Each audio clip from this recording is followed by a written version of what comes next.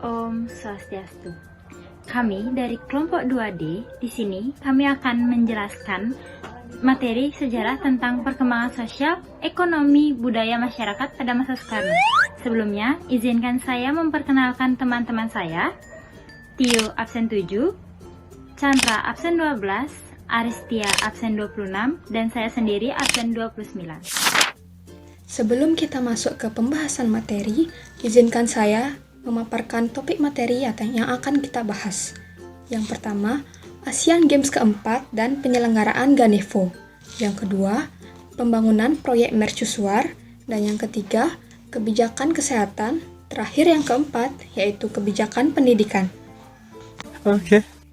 Perkembangan sosial, budaya, dan ekonomi pada masa Soekarno terdapat berbagai peristiwa yang menjadi bagian sejarah Indonesia. Berikut ini uraian beberapa perubahan signifikan pada aspek sosial, ekonomi, dan budaya tahun 1950 sampai 1960-an. Yang pertama ada Asian Games keempat dan penyelenggaraan Ganevo pada tahun 1962. Indonesia didapuk menjadi tuan rumah penyelenggara Asian Games keempat. Perhelatan ini dihadiri 1.460 atlet dari 17 negara pada 8 Februari 1960.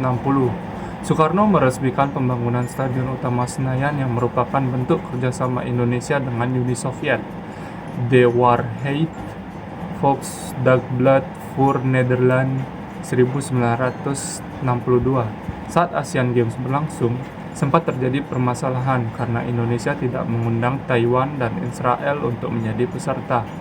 Hal tersebut menyebabkan renggangnya hubungan Indonesia dengan International Olympic Committee (IOC) hingga Indonesia memilih mundur dari keanggotaan IOC.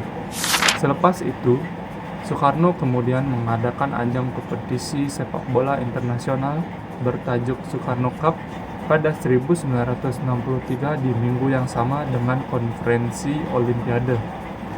Penyelenggaraan Soekarno Cup yang berjalan sukses membuat hubungan para pejabat Asia-Afrika semakin baik. Maladi dan Soekarno pun optimis menyelenggarakan Ganevo. Pada 10-22 November 1963, akhirnya Ganevo diadakan di Jakarta yang diikuti oleh 2.700 atlet dari 51 negara yang menyimbolkan rasa solidaritas antar negara New Emerging Forces. Ganevo membuktikan kepada IOC bahwa Indonesia berhasil menyelenggarakan pesta olahraga layaknya Olimpiade dan dapat merevolusi diplomasi olahraga. Berikutnya, saya akan menjelaskan pembangunan proyek mercusuar. Proyek mercusuar Soekarno merupakan proyek pembangunan ibu kota agar mendapat perhatian dari luar negeri dan juga agar dapat memfasilitasi Ganevo. Berikut proyek mercusuar yang terrealisasikan pada masa kepresidenan Insinyur Soekarno. Yang pertama yaitu Stadion Gelora Bung Karno atau GBK. Rancangan Stadion Gelora Bung Karno dikerjakan oleh LS Jatinko, arsitek yang mengerjakan desain Stadion Lenin. Pembangunan kompleks olahraga Senayan menelan biaya 12,5 juta dolar Amerika Serikat dengan sumber dana dibantu berupa kredit oleh Uni Soviet. Kemegahan Gelora Bung Karno bermula dari Asian Games 3 tahun 1958 di Tokyo, di mana oleh Asian Games Federation, Indonesia ditunjuk untuk menjadi penyelenggara Asian Games 4 tahun 1962. Kesuksesan penyelenggaraan tersebut mampu mengangkat nama Indonesia di mata internasional. Yang kedua, yaitu Hotel Indonesia.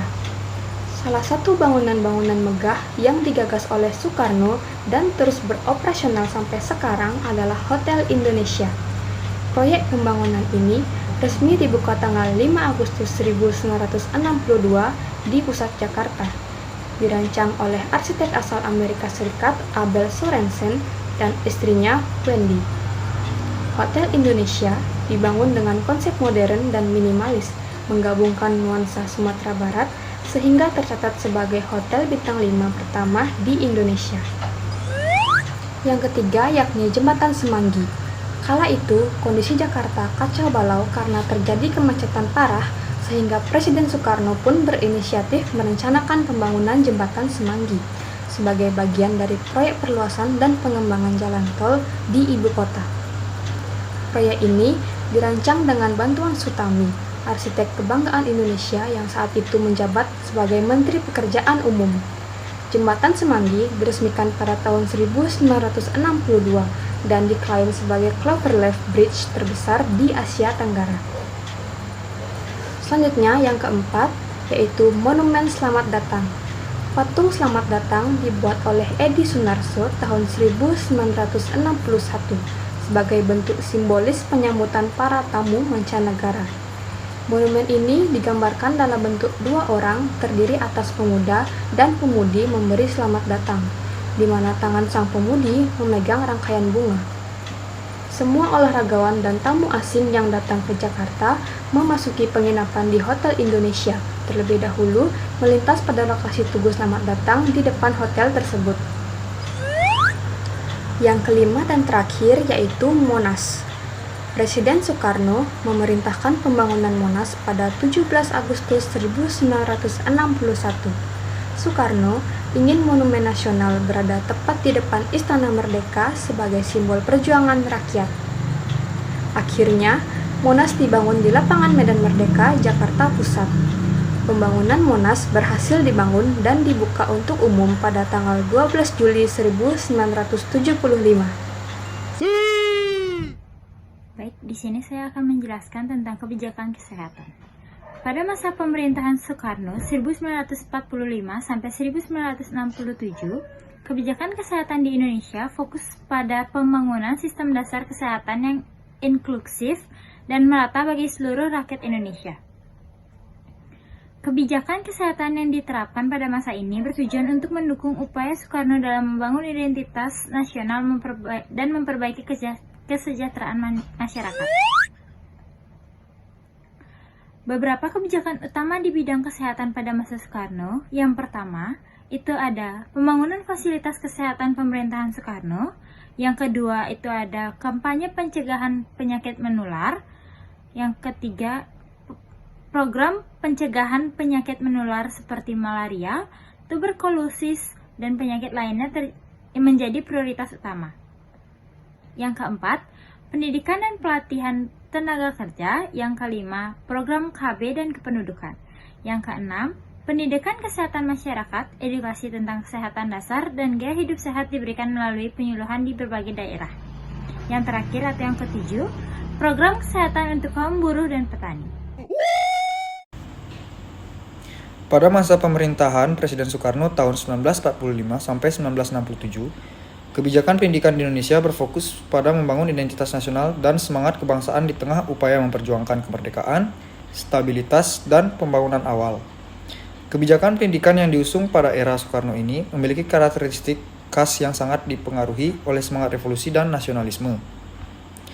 Lalu, beberapa ada kebijakan pendidikan yang penting pada masa Soekarno, yaitu pendidikan sebagai alat pembangun karakter bangsa, konsep pendidikan berdikari, program pengentasan buta huruf, pendidikan gotong royong, kebijakan pendidikan berbasis ideologi Nasakom, pendirian universitas dan institusi pendidikan tinggi, pendekatan militer dalam pendidikan. Baik, sekian presentasi dari kelompok kami. Mohon maaf apabila ada kesalahan kata atau materi yang kurang jelas. Akhir kata kami tutup dengan Parama Santi. Om Santi Santi Santi Om. Kerja bagus.